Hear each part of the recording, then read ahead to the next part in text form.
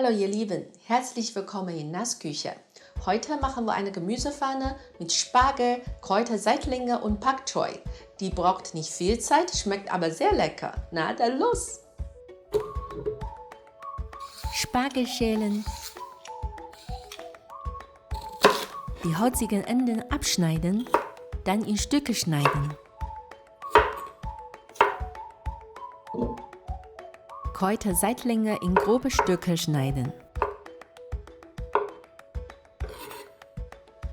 Pak Choi waschen, die innere Seite besonders aufpassen, dafür stecken Erde und Staub. Auch in grobe Stücke schneiden.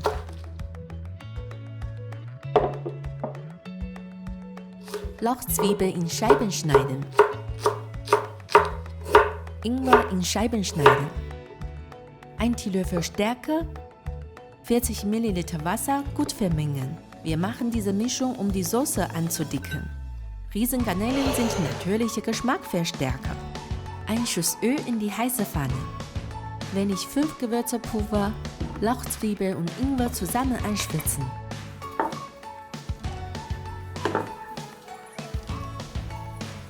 Zuerst die Spargel in die Pfanne geben, 2-3 Minuten braten.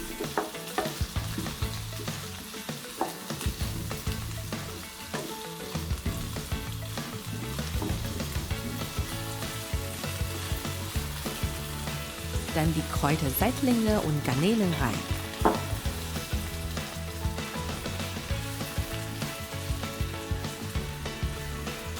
Ein halber Teelöffel Salz,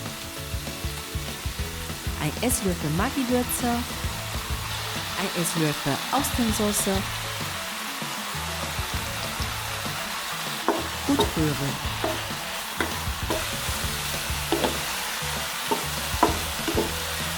Dann Pak Choi auch rein.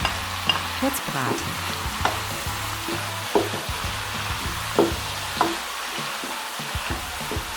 Zum Schluss die Stärke-Wassermischung dazugeben.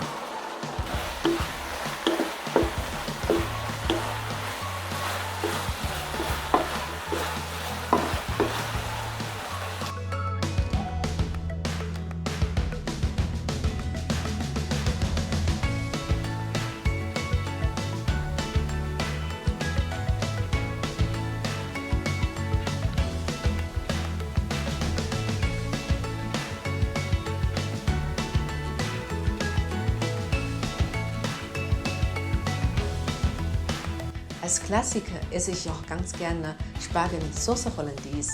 Aber bei dieser Gemüsepfanne haben die Spargel einen sehr intensiven Geschmack.